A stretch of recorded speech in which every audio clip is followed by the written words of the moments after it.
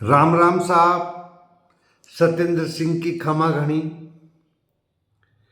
आज आपको फिर एक कटु सत्य से रूबरू कराने के लिए आया हूं।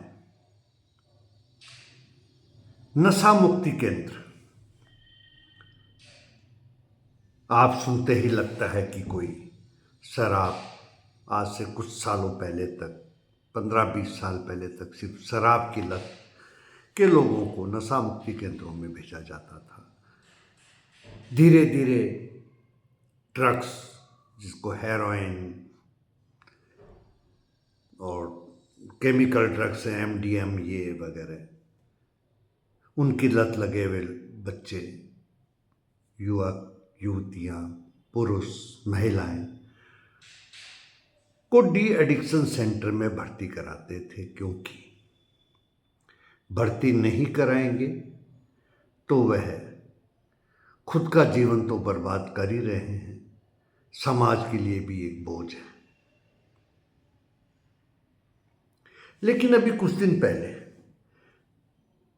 मुझे पता लगा कि किसी ने कहा कि वो बच्चे को डी एडिक्शन सेंटर ले गए थे। करीब 15 साल का बच्चा है।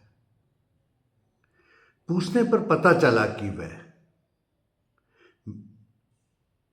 कोई नशा नहीं करता, उसको तो लत लग गई मोबाइल की। मोबाइल नहीं मिले तो वह तड़फ उठता है। अब यह नया नशा है और ये धीरे धीरे हमारे समाज को अपनी गिरफ्त में ले रहा है। मैं सिर्फ छोटे बच्चों की बात नहीं कर रहा, वो तो बालमन है, उन पे इस चीज़ का जल्दी असर होता है। गेम खेल रहे हैं तो एक उस वर्चुअल वर्ल्ड में चले जाते हैं जहां वह कई जगह दुश्मनों से मुकाबला कर रहे हैं, एलियन से मुकाबला कर रहे हैं और अपने आप को बहुत बड़ा बहादुर या वीर समझने लगते हैं। उन गेम्स की स्टेजेज होती हैं, चैलेंजेज होते हैं, एक के बाद एक चैलेंज। यदि कोई चैलेंज पूरा नहीं कर पाए कई बार कोशिश करने के बाद, तो वह डिप्रेशन में चले जाते हैं। घर वाले बड़े खुश हैं कि चलो अच्छा है, बच्चा कहीं बाहर खेलने नहीं जाता, बाहर जाएगा कोई गलत संगत में पड़ जाएगा, कहीं लग जाएगी। अच्छा है अपने घर के आंखों के सामने ही है, घर में एक या दो बच्चे हैं, कितना अच्छा है, अपने कमरे में चुपचाप बैठा है, कोई डिस्टर्ब नहीं कर रहा। और हो क्या रहा है कि उसको वह लत लग गई है, लत लग जाती है। और ये लत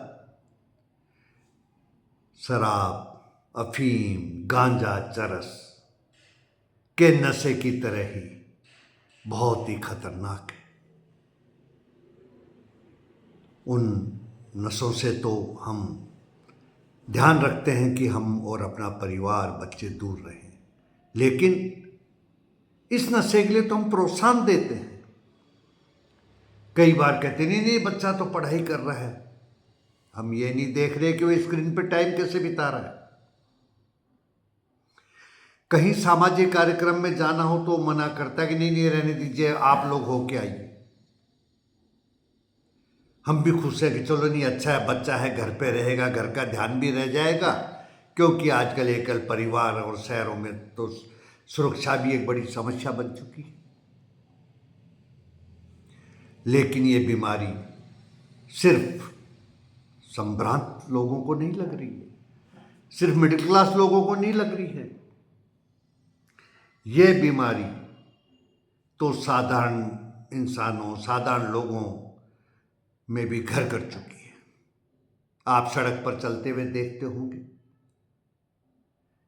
कि घरों में काम करने वाले कर्मचारी, स्टूडेंट्स, जो भी सड़क पे चल रहा है, उनका फोन उनके कान पे लगा हुआ है या ब्लूटूथ से कनेक्ट है। आपको कई बार लगता है वो अजीब से चेहरे बनाते हुए चल रहे हैं, लेकिन उनका ध्यान सड़क पे नहीं है, आसपास के लोगों पे नहीं है, वो तो मोबाइल में व्यस्त है। आपके ऑटो चालक, स्कूटर चलाने वाले, खास तौर पे टू व्हीलर पे तो आप देखते होंगे युवाओं को ही नहीं, अब तो कई मैं अच्छे खासे अधेड़ या उनको कहूँ कि 50-60 साल के लोगों को भी देखता हूँ कि उनकी गर्दन टेढ़ी है, क्योंकि मोबाइल उन्होंने फंसा रखा है कान में। कोई दीन दुनिया की फिक्र नहीं है, उनको ये चिंता है कि क्या ट्रैफिक है, क्या रूल्स है, और वह अपने को ही नहीं दूसरों को भी जोखिम में डाल रहे हैं। चलिए ये तो एक अलग चीज है, लेकिन लत लत क्या है?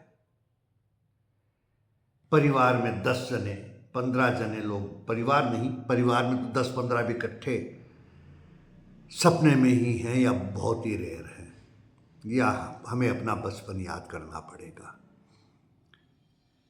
अब तो 15-17 लोग इकट्ठे हैं, इसका मतलब या तो आप मित्रों के साथ बैठे हैं, या 2-3 परिवार साथ बैठे हैं, या घर में कोई छोटा मोटा कार्यक्रम है तो कुछ पास पड़ोसी या रिश्तेदार भी आए हुए हैं। आप उनको देखिए, मुश्किल से उनमें से 2 से 3 आदमी एक दूसरे से संवाद कर रहे होंगे, बाकियों का ध्यान अपने मोबाइल पे है। बात करते करते बीच बीच पे मोबाइल उठाते हैं, उसको देखते हैं। ये ही लत है। ये लत बड़ों को भी लग रही है, लेकिन चलिए क्योंकि वो परिपक्व हैं इसलिए उनकी मानसिक स्थिति पर इतनी आसानी से वह हावी नहीं हो पा रही है कि 1-2 घंटे उनका मोबाइल उनको नहीं मिले या समय नहीं मिले तो वह पागल हो उठे। लेकिन अपरिपक्व मन, बच्चे और युवा, उनके लिए आप देखें कि उनको कुछ मोबाइल मत दीजिए। खबरें आपको पढ़ने को मिलती है कि किसी ने बच्चे से मोबाइल छीन लिया, उसने ट्रेन के आगे जाके आत्महत्या कर ली, किसी ने मोबाइल के लिए अपने भाई का सर फोड़ दिया, किसी ने मोबाइल छीनने पर अपने दोस्त को मार दिया। तो ये क्या है? ये बीमारी है और बहुत बड़ी बीमारी है। ये बच्चे अवसाद में जा रहे हैं, अकेले रह रहे हैं, चिड़चिड़े हो रहे हैं, छोटी छोटी बात पर गुस्सा करना, हिंसक हो जाना, और यहां तक कि स्वयं अपना जीवन भी ले लेना या लेने की कोशिश करना। यह नशा है मोबाइल का, और यह हम सबको चारों तरफ से गिरफ्त में ले चुका है। और सबसे दुखद और भयावह स्थिति यह है कि ये डी एडिक्शन सेंटर या डॉक्टर्स या ये साइकोलॉजिस्ट वगैरह के पास लोग जा रहे हैं, बच्चों को लेके जा रहे हैं, उनमें करीब करीब 70% बच्चे 11 वर्ष से लेकर 19 वर्ष के बीच के हैं। अब आप सोचिए, ये वो उम्र है जहां की बच्चे की फाउंडेशन बनती है पढ़ने की, सीखने की और भविष्य की। वहां वह उलझ चुका है मोबाइल के जाल में, और उसके बहुत बड़े जिम्मेदार उनके परिवार वाले हैं, उनके पेरेंट्स हैं, रिश्तेदार हैं, बुजुर्ग हैं, क्योंकि वह तो स्वयं उस जाल में फंसते जा रहे हैं। वह ये नहीं समझ पा रहे कि ये जो बाल मन है, बच्चे हैं, इन पे इसका क्या असर हो रहा है, ये तो उसकी गिरफ्त में आ रहे हैं। अरे आप तो परिपक्व हैं, आप पे नशा हावी नहीं हो रहा, आप पे शराब हावी नहीं हो रही। ये शराब है, शराब भी क्या नशा है। तो लेकिन वो बच्चे, आप उनके सामने उदाहरण पेश नहीं कर रहे हैं, आप तो खुद उसको एंजॉय कर रहे हैं। तो जिम्मेदार कौन है? आप, हम। बच्चे को डी एडिक्शन सेंटर ले जाने की जरूरत क्यों है? कोई जरूरत नहीं है।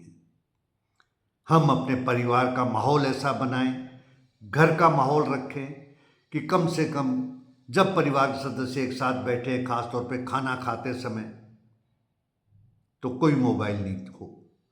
इसके अलावा रोज अपने बच्चों को समय दें, उनसे बात करें, उनकी एक्टिविटीज में समय दें, उनको प्रोत्साहित करें बाहर खेलने जाने के लिए, आउटडोर एक्टिविटीज के लिए, जिसमें कि जितनी देर भी वे मोबाइल से दूर रह सके उसका भरसक प्रयास करें। बात बहुत कड़वी है लेकिन सच्ची है। हम जिम्मेदार होंगे अपने देश के और अपने परिवार के भविष्य को बर्बाद करने के लिए, किसी और को दोष नहीं दे दिया जा सकता। जय हिंद।